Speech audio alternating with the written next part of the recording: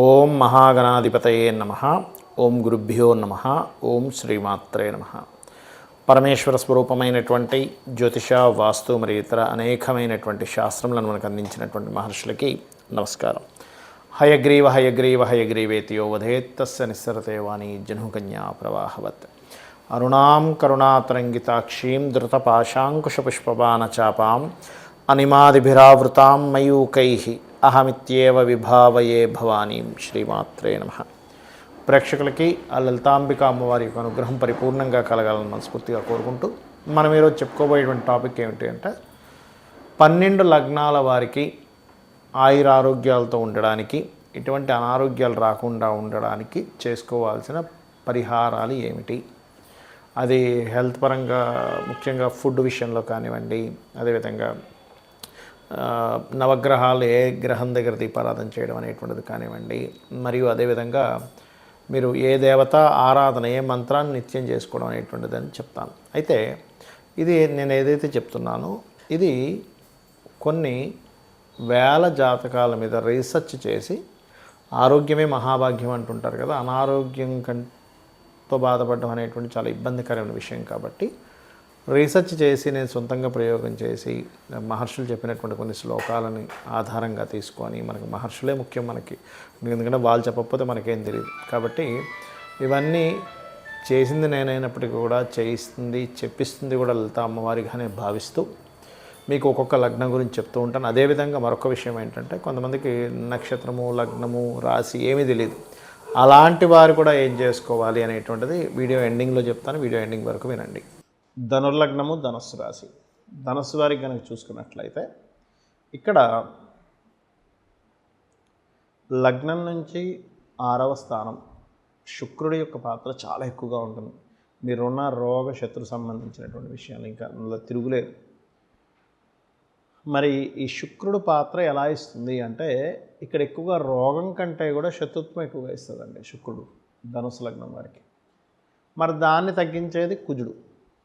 అంటే ఇక్కడ మీ యొక్క లగ్నానికి, అంటే ధనుర్లగ్నానికి శుక్ర మహర్దశ వచ్చినా, లేదా శుక్ర రాశుల్లో ఏదైనా గ్రహం ఉంది అంటే ముఖ్యంగా వృషభ రాశిలో ఏదైనా గ్రహం ఉన్న మహాదశ వచ్చినా ఏమవుతుందంటే, వీరికి వివాహ సంబంధించినటువంటి విషయంలోనే అనవసరమైనటువంటి ఎడబాట్లు, గొడవలు, గందరగోళాలు అవుతూ ఉంటాయి. మరి ఈ కాంబినేషన్ ఎప్పుడైతే ఏదైతే ఉందో, ఈ శుక్రగ్రహానికి సంబంధించింది మీరు రెమెడీ కూడా చేసుకోవాలి. అంటే ఏం చేయాలి? శుక్రుడు అమ్మవారి స్వరూపంగా చెప్తూ ఉంటారు. అంటే అమ్మవారి ఆరాధన చేయడం ద్వారా శుక్రానుగ్రహం కలుగుతుంది. సో అమ్మవారి యొక్క ఆరాధన చేయడము రెగ్యులర్గా. రెండవది ఏంటంటే, శుక్రగ్రహ సంబంధించిన దోషం తగ్గడానికి తీపి చపాతీలు గోవులకు తినిపించడము, శుక్రగ్రహానికి జపం చేయించుకోవడము, లేదా శుక్రగ్రహం దగ్గర దీపారాధన చేయడము చేస్తూ ఉండాలి. వీలైనంత మట్టుకు మీ చుట్టుపక్కల ఉండేటువంటి స్త్రీలు ఉంటారంటే చుట్టాల్లో కానీ మీ ఆఫీసులో చేసే వాళ్ళతో శత్రుత్వాలు పెట్టుకోకూడదు. ఇంకా ముఖ్యంగా జీవిత భాగస్వామితోనే వస్తుంది ఈ శుక్రుడు ధనుసు లగ్నానికి కానీ శుక్రుడు బాగా పాడయ్యాడంటే. అయితే సర్వసాధారణంగా పాడైనా అవ్వకపోయినా శుక్రదశ వచ్చిందంటే దాని ఫలితం ఇవ్వడం స్టార్ట్ చేస్తుంది, గుర్తుపెట్టుకోండి. అలా అయితే ఇక్కడ ఈ పంచమాధిపతి కుజుడయ్యాడు కాబట్టి మీరు వీలైనంత మటుకు నరసింహస్వామి యొక్క ఆరాధన 100% రక్షిస్తుంది. నరసింహస్వామి ఆరాధన ఎంత చేస్తూ ఉంటే మీకు మీ లైఫ్లో రుణము, రోగము, శత్రుత్వము. కరావలంబ స్తోత్రం చదువుకోవాలి. ఎందుకంటే నేను చాలామందికి చూశాను ధనుర్లగ్నం వారికి ఏమంటే హెల్త్ ఇష్యూస్ వస్తున్నాయి, లేనట్లయితే జీవిత భాగస్వామితో గొడవలు అవుతున్నాయి అన్నప్పుడు ఏమంటే నరసింహస్వామి చేసుకోండి, ఆటోమేటిక్గా సెట్ అవ్వడం జరిగింది. ఇంకొక లక్కీ ఏంటంటే, వీళ్ళకి 4th లార్డ్ లగ్నాధిపతి ఒక్కడే అవుతాడు. అంటే ఇమ్యూనిటీని తగ్గించే కారకుడు ఇక్కడ దాని పాత్ర పోషించడు ఎక్కువగా చూసుకున్నట్లయితే. అట్లాగే మరొకటి ఏంటంటే, ఈ శుక్ర ప్రభావం వల్ల సుఖ వ్యాధులు అంటే అనీజీనెస్గా ఉండేటువంటి హెల్త్ ఇష్యూస్ వస్తుంటాయి వీళ్ళకి. కానీ ఎక్కువ పాత్ర వీళ్ళకి రోగం కంటే కూడా, రోగం అంటే హెల్త్ ఇష్యూస్ వస్తే రావని కాదు, కంటే కూడా ఎక్కువ పాత్ర పోషించేది మాత్రం జీవిత భాగస్వామితో వచ్చేటువంటి ఇబ్బందే. అది స్త్రీ అయినా పురుషుడైనా సరే. అయితే పురుషులకి ఎక్కువ ప్రభావం ఉంటుంది. ఒకవేళ హెల్త్ ఇష్యూస్ వస్తే కనుక వీళ్ళకి ఎక్కువగా బ్రీతింగ్ రిలేటెడ్ ఇష్యూస్ కూడా వస్తుంటాయి. చిన్నప్పుడు వీళ్ళకి చూడండి, ఒక ఏజ్ వచ్చే వరకు కూడా బెడ్ వెట్టింగ్ చేస్తుంటారు. అందుకు శుక్రుడు కనుక నిజంగానే 6లో ఉన్నాడు అనుకోండి, అక్కడ దాని ప్రభావం ఎక్కువగా చేస్తూ ఉంటాడు.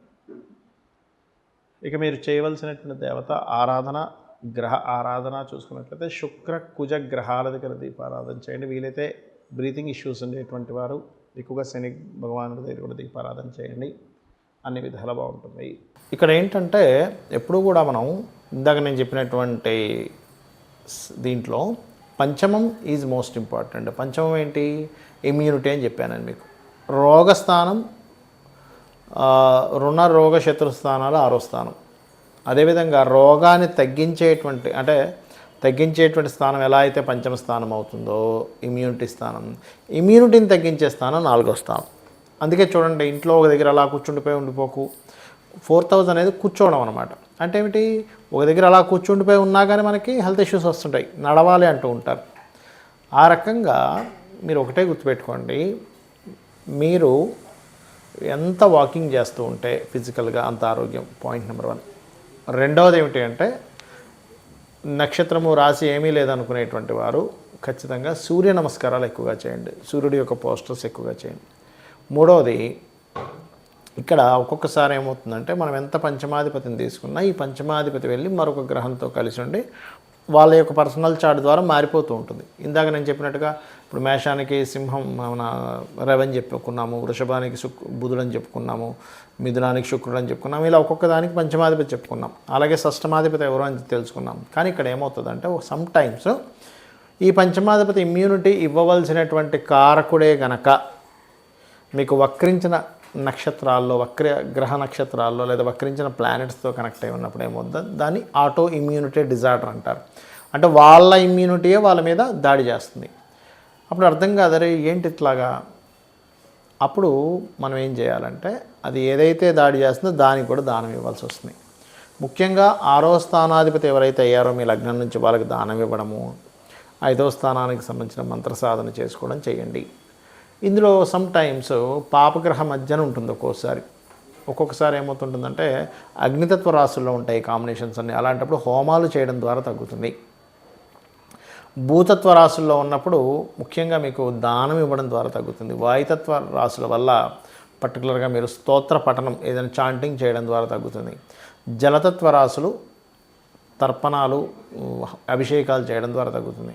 మనకి అగ్ని, భూ, వాయు, జల, మేషము, సింహము, ధనస్సు అగ్నితత్వ రాశులు, వృషభము, కన్య, మకర రాశులు భూతత్వ రాశులు, మిథునము, తుల, అదేవిధంగా కుంభము వాయుతత్వ రాశులు, కర్కాటకము మరియు అదేవిధంగా మనకి జలరాశులైనటువంటి వృశ్చికము, మీనము అనేటువంటివి ఏవైతే ఉన్నాయో ఇవి జలరాశులు అవుతాయి.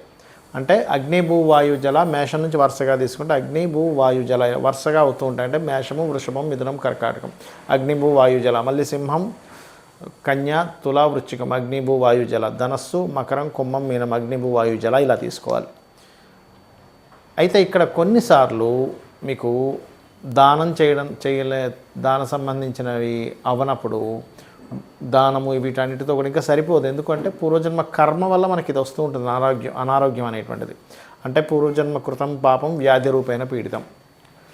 నేను చాలామందిని చూశాను, చాలా ఎన్నో సంవత్సరాల నుంచి ఎక్సర్సైజులు కూడా చేస్తున్నామండి, కానీ నాకు ఎందుకు అనారోగ్యం వచ్చిందంటారు. ఎక్సర్సైజ్ చేయడం వల్ల మీకు రావాల్సిన పెద్ద అనారోగ్యం కూడా తగ్గుతుందో ఎటువంటి డౌట్ లేదు. కాకపోతే బాడీ ఫిట్నెస్ ఉంటుంది కానీ రోగం రాకూడదని రూల్ ఉండదు. ఎందుకు అంటే రోగం అనేటువంటిది మీ జన్మజాతకంలో ఉన్నటువంటి 6th lord 4th lord active అయ్యారా, 5th లార్డ్ డియాక్టివ్ అయిపోయాడా అనే దాని మీద ఆధారపడి ఉంటుంది. కాబట్టి ఒకటే గుర్తుపెట్టుకోండి, కొన్ని రోగాలకి లైఫ్ లాంగ్ చేసుకోవాల్సి వస్తుంది. కొన్ని మంత్రాలు కొన్నిటికి ఆ పర్టికులర్ పీరియడ్ వరకు చేసుకోవాల్సి వస్తుంది. అదేంటో తెలుసుకోవాలి. అదేవిధంగా అస్సలు రోగం రాకుండా మనకు ఉండాలి అంటే ముఖ్యంగా మీరు అర్థం చేసుకోవాల్సింది సూర్య నమస్కారాలు చేసుకుంటూ మనం తీసుకునే ఫుడ్ ద్వారా రోగం అనేటువంటిది వస్తుంది. గుర్తుపెట్టుకోండి, మనం ఎటువంటి ఫుడ్ తీసుకుంటున్నాము, అందులో మనకు కావాల్సినవి ఉన్నాయా లేవా, మనకు కావాల్సినవి మన బాడీని పాడు చేసే హాని చేసేవి తింటున్నామా. మరి అందరికీ అన్నీ తెలియదు కదా. అలాంటప్పుడు శాస్త్రంలో చెప్పింది ఏమిటంటే బాగా నవిలి మీరు తినేటప్పుడు క్రీం అచ్యుత అనంత గోవింద అనే నామాన్ని అనుకుంటూ తినండి. ఒక 30 సార్లు కనీసం నవలాలి, 32 సార్లు నవలాలని చెప్తుంది ఆయుర్వేదం అయితే. కాబట్టి ఇచ్చేయండి. అదేవిధంగా మరొక విషయం ఏంటంటే, ఈ కొంతమందికి దానాలు ఇవ్వలేని వాళ్ళు ఉంటారు.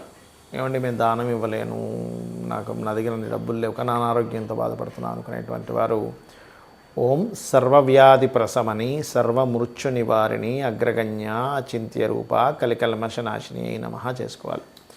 చేసుకుంటూ ఉంటే ముఖ్యంగా ధ్యానంలోకి వెళ్ళి శ్వాస మీద ధ్యాస, అంటే ఇక్కడ కాన్సన్ట్రేషన్ చేసినట్లయితే శ్వాస మీద ధ్యాస ఆటోమేటిక్గా కనెక్ట్ అవుతుంది. ధ్యానం అనేటువంటిది పంచమ స్థానానికి సంబంధించింది, మంత్రం అనేటువంటిది పంచమ స్థానానికి సంబంధించింది. అదేవిధంగా మీరు ఏదైనా చాంటింగ్ చేస్తున్నారు పంచమ స్థానానికి సంబంధించింది. కాబట్టి ఏంటి, ఈ ధ్యానము మంత్రం ఇవి చేయడం ద్వారా కూడా మీకు చాలా మటుకు పూర్వజన్మ కర్మలు దగ్ధమవుతాయి.